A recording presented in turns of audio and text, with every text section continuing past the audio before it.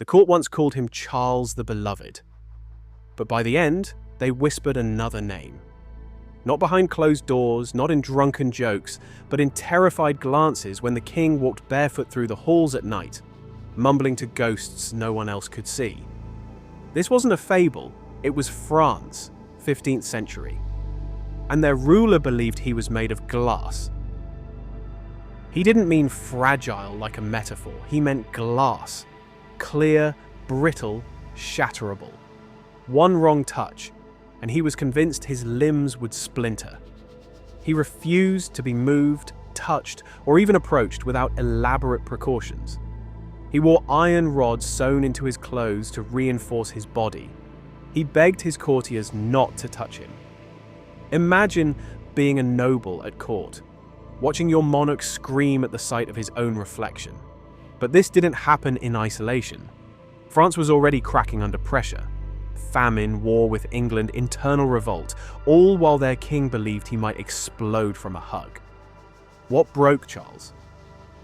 The truth is, no one knows the exact moment. But one summer, in 1392, he rode out to avenge an assassination attempt. The sun was brutal, the forest pressed in, and then a man dropped his lance. It clanged. Charles snapped. He drew his sword and attacked his own men, cutting them down without hesitation. His eyes were blank, foam at the mouth. His brother tried to restrain him, and Charles kept swinging. When it was over, the royal retinue lay bleeding, and the king had to be dragged back to Paris in silence. He didn't speak for days, and when he did, he asked, "Who are you?" It was the beginning of the end. But madness doesn't come all at once. It arrives in episodes, and France would suffer through every single one. At first, the doctors blamed demons. Then they blamed bad blood. Some whispered it was poison. Others said it was hereditary, a curse in the royal bloodline. His grandfather had gone mad too, they murmured. But whatever the cause, the symptoms were undeniable. One day, Charles was lucid, signing decrees, giving speeches, laughing with his wife. The next, he didn't know who she was, or who he was. He would strip naked and run through the Louvre screaming that his enemies were inside his skin. He tore at his flesh until it bled. He claimed to see fire falling from the ceilings, rats crawling from portraits, and angels warning him not to breathe. He forgot his children's names. Sometimes he believed he was St. George. Other times he thought he was made of glass and insisted on being placed in padded rooms so he wouldn't shatter. Court physicians tried everything: bloodletting, holy relics, herbs, even music. Once, they brought in a harpist to soothe his mind. He smashed the harp and tried to eat the strings. And the court? They kept it secret. France had enemies on every border. If the world knew their king feared breaking like a vase, they wouldn't last the season. So they lied. They propped him up during feasts, made sure he smiled at banquets, and had handlers steer him through ceremonies like a puppet. When he laughed at nothing, they laughed too. When he cried, they blamed the wine. But it wasn't wine. It was a king unraveling. And the court knew they couldn't hold the illusion forever. Make sure to subscribe to our channel and turn on notifications so you don't miss any videos. Charles VI didn't just believe he was made of glass, he lived it. He sat for hours, completely still, fearing even a breeze might knock him over. He ordered his tailors to sew iron rods into his garments to keep his limbs from snapping. Once, during a procession, a servant brushed against him. Charles collapsed in terror, screaming that his backside had shattered and was lying in shards across the marble floor. The attendants swept the ground. They swept for invisible glass.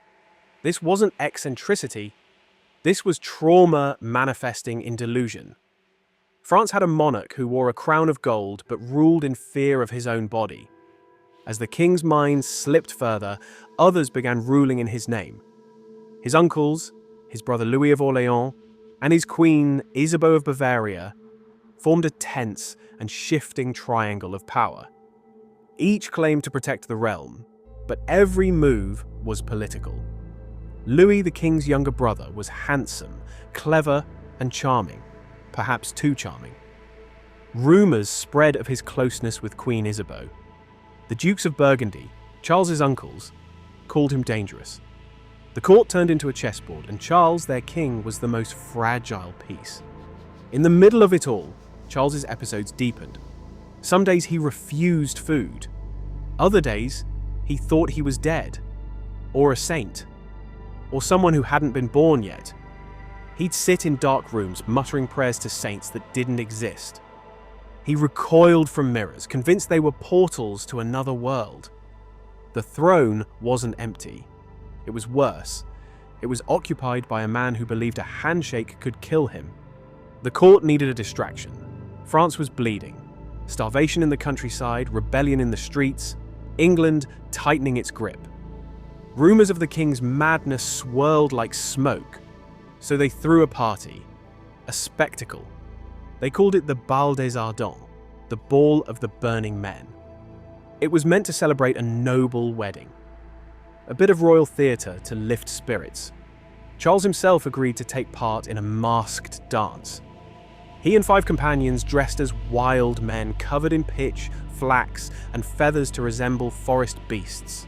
The costumes were flammable. Everyone knew it.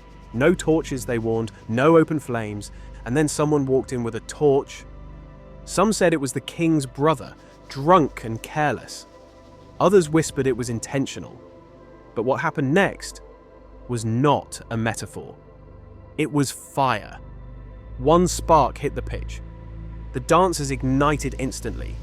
The court erupted into chaos. Flames clawed up the walls. Music stopped. Guests screamed. 4 of the 6 dancers died screaming. Their flesh burned to ash before anyone could react. One man dove into a vat of wine to survive. Charles, by pure chance, was saved when the Duchess of Berry threw her skirts over him and dragged him to safety. But he didn't come out unscarred. Not physically, mentally. He stopped speaking for days, stared at his hands as if they weren't his, flinched at candlelight. Banquets grew quieter, processions shorter, his episodes more frequent. To the people of France, it was a warning. Their king could not be trusted with a costume or a kingdom. The court tried to spin the tragedy as an accident, a freak moment of bad luck, but it felt like a curse. And from that night on, whenever Charles looked into fire, he saw himself burning. With the king broken and fading, someone had to step forward. That someone was Isabeau of Bavaria. She had married Charles VI at just 15, a political bride brought in from the German states. Beautiful, well-mannered, and barely more than a girl. At first, her role had been ceremonial. To smile, to bear heirs, to stay quiet in times of crisis. But when the king began unraveling, Isabeau's role transformed overnight. Because France didn't just have a mad king, it had no king at all. Charles no longer recognized her. One day, he called her his beloved queen. The next, he accused her of sorcery. Once, in front of the royal council, he screamed that she was a demon who had devoured the real queen and wore her skin. Another night, he tried to strangle her in his chambers. She escaped with bruises and silence, and yet she stayed. While Charles wandered the halls in a trance or sat for hours refusing to eat, Isabeau took the throne in everything but name. She negotiated treaties. She balanced the rivalries of the royal uncles. She raised taxes. She ran the court. She managed the succession. Every word she spoke became law, if she could get someone to stamp it with the king's seal. But she was surrounded by wolves. On one side, her brother-in-law Louis of Orléans, clever, charismatic, and possibly too familiar. Rumours swirled that they shared more than power. On the other, the Duke of Burgundy, John the Fearless, ruthless, calculating, and equally ambitious. Both men claimed to act in the king's name. Both wanted control. Both knew the real monarch was drooling into his wine. So, Isabeau did what women had done for centuries in courts of men. She played them. Allies one day, enemies the next. She gave just enough to keep the peace and took just enough to keep control. But it came at a cost. The people hated her. She was called a whore, a witch, a foreign snake in the French rose garden. Pamphlets accused her of greed, heresy, and betrayal. Her image was burned in villages, her name spat in markets. But she endured every rumor, every insult, every threat, because she knew the truth. Behind closed doors, the King of France sat in silence, babbling to ghosts. And she was the only one left keeping the country from falling apart. The king's madness wasn't just a tragedy, it became a weapon. With Charles incapacitated, France descended into political civil war disguised as royal governance. Everyone claimed to be protecting the throne, Charles's wife, his uncles, his brother, but what they really wanted was power. The Mad King became a throne-shaped vacuum, and power, as always, abhors a vacuum. The kingdom split in two. The Armagnacs, loyal to Louis of Orléans and Queen Isabeau, and the Burgundians, led by John the Fearless. At first, they traded accusations, then threats, then steel. The breaking point came on a cold night in 1407. Louis of Orléans, the king's younger brother and chief power behind the throne, was returning home from a council meeting. His guards were minimal, his path predictable. As he passed through a darkened Paris street, assassins attacked. They hacked him to pieces with axes and swords, dismembering him in front of witnesses. There was no mystery. The assassins were caught almost immediately. Their leader? Jean de Montaigu, acting on direct orders from John the Fearless. The Duke of Burgundy didn't deny it. In fact, he defended it.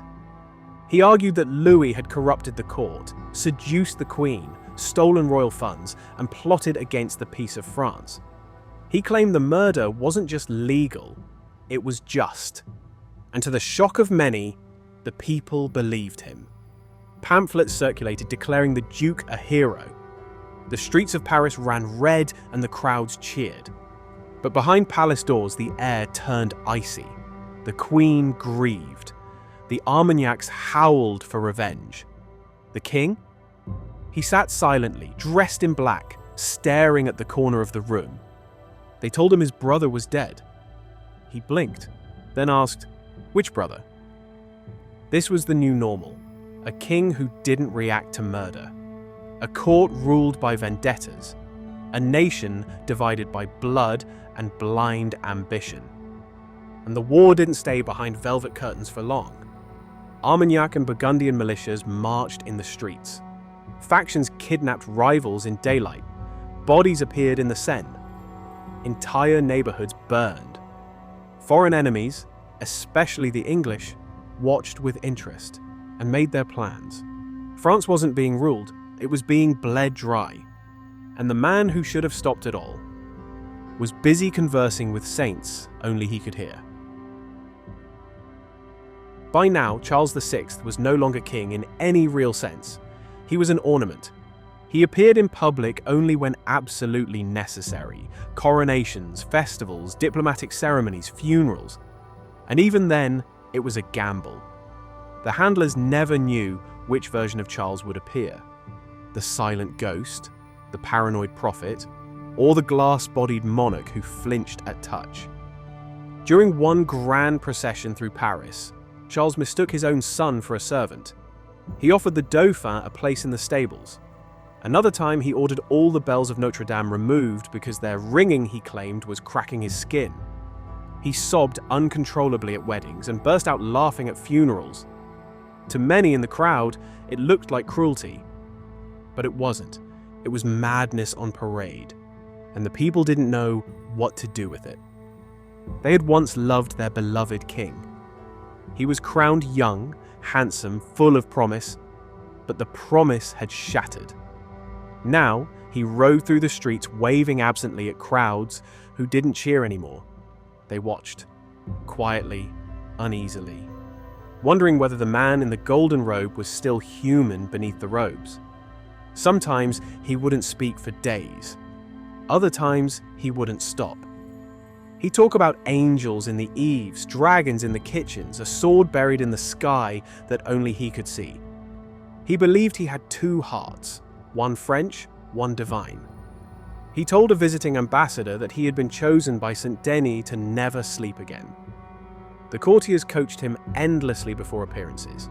Smile here, nod there, do not mention the mirror gods. But it always unraveled. One evening, during a state dinner, he leaned close to a foreign dignitary and whispered, "Have you seen the man who lives in my spoon?" The dignitary never returned. People began calling him the Shadow King. His presence unnerved nobles. His absence felt safer. But even as he faded from public life, the court still clung to the pageantry. Lavish festivals continued. Portraits of Charles were still painted, depicting him as youthful, strong, and sane, lies captured in gold leaf. Because the illusion of a monarchy was more important than the reality, and the reality was a man shuffling through velvet halls, eyes hollow, convinced his crown was made of air and his bones of glass. In the final years of his reign, Charles VI no longer needed to be locked away. He locked himself. He no longer trusted the sun. He believed it could melt his bones. He demanded windows be sealed, shutters nailed shut, tapestries removed. He claimed spies were hiding in the embroidery. Some days, he insisted the walls were bleeding. Other days, he was afraid the floor would open and swallow him whole. No one knew how to reach him anymore.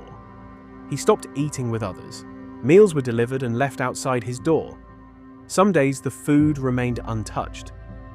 Other days, he smeared it on the walls, muttering that it was ink for writing messages to God. He wandered the halls at night, barefoot and mumbling. Not running, like before, just gliding, soft, slow, fragile. If a servant startled him, he screamed. If a door creaked, he collapsed to the floor, covering his ears, whispering, "Not the cracking, not the shattering." He believed his body had turned to crystal. No longer just glass, crystal, more beautiful, more sacred, more breakable. He refused to bathe, afraid water would dissolve him. He refused to dress, claiming fabric tore at his light. He sat naked in the dark, hours at a time, listening for voices no one else could hear. And the worst part, no one stopped him. Because by then, France had moved on. The dukes ruled openly now. The Queen had withdrawn from court. His son, the Dauphin, operated from distant strongholds. The English controlled half the country, treaties were signed, wars were waged, and none of it passed through Charles. They still stamped his seal, still spoke his name, but he was no longer consulted. He was a relic, a monarch in title only, confined not by chains, but by his own haunted mind. Even his guards changed. Once, the finest knights in France had guarded his chamber. Now, a handful of servants, a priest and a scribe who no longer kept records. There was nothing left to record. He sat on a chair padded with fur and straw, terrified that stone would crack him. He clutched rosary beads like they were armor. And when asked what troubled him most, he whispered, "My skin has disappeared. I am only light now. If I move, I'll break." He wasn't imprisoned, but he lived in a glass cage of his own making. And outside that cage, France was falling apart. France no longer had a king. It had a man locked in his own mind, and a throne that sat in pieces. The civil war had gutted the country. Armagnacs versus Burgundians, sons against uncles, courtiers against courtiers. But then came a deeper wound. The Treaty of Troyes. In 1420, Charles VI, what remained of him, signed a document that would have been unthinkable just a decade earlier. It disinherited his own son, the Dauphin Charles, and named Henry V of England as the legitimate heir to the French throne. That's right. The King of France gave France to the King of England. His son, furious and humiliated, denounced the treaty as treason. French loyalists split again, but the treaty was signed, official, sealed. Or at least it looked like Charles had signed it. In reality, he didn't understand it. He hadn't ruled in years. At the signing ceremony, he reportedly stared blankly at the parchment, then asked if it contained a hymn. His handlers guided his hand and the seal was pressed. That was enough. The illusion held. To those who hated the English, it was betrayal. To those who supported the Burgundians, it was strategy. But to those close to Charles, truly close, it was tragedy. Because this wasn't a political decision. It was the final confirmation that the King of France was gone. Even the symbols of power fractured. The royal court split in two. In Paris, Burgundians and English nobles ruled beside a hollow king. In Bourges, the Dauphin, soon to become Charles VII, gathered support from those who refused to believe France could be signed away by a madman. And where was the madman? Sitting quietly, talking to himself, scribbling notes to saints, tearing fabric from the wall, convinced it was whispering secrets. France had endured foreign wars, famine, and civil collapse. But now it was ruled by two kings. One who wasn't king yet, and one who had stopped being king years ago. Charles VI had once been the golden boy of France. Now, he was a symbol of everything that had shattered. A broken mind on a broken throne. And the crown. It sat crooked on a head that no longer knew it was wearing one. On October 21st, 1422, King Charles VI of France died. Not with fanfare, not with dignity, not with ceremony, fitting a monarch who had reigned for over 4 decades. He died quietly, almost invisibly, tucked away in the decaying shell of his own palace, forgotten by the war, ignored by his court, and unrecognizable to himself. No final speech, no deathbed confession, just silence.